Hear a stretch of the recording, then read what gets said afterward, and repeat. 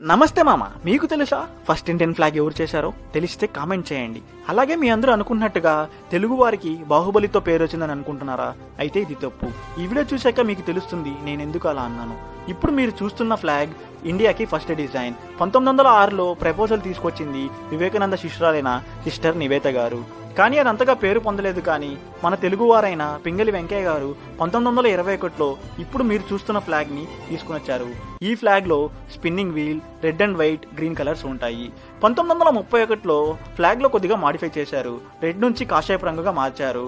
కాషాయపు అంటే ధైర్యాన్ని, తెలుపు అంటే శాంతిని, ఆకుపచ్చ అంటే శుభాన్ని తెలియజేస్తుంది. ఆ తరువాత 1947లో ఫ్లాగ్ లో కొద్దిగా చేంజెస్ చేశారు. ఈసారి స్పిన్నింగ్ వీల్ తీసేసి అశోక చక్రాన్ని పెట్టారు. ఇప్పటిదాకా అదే ఫ్లాగ్ కంటిన్యూ అవుతుంది 1947 నుంచి 2024 దాకా.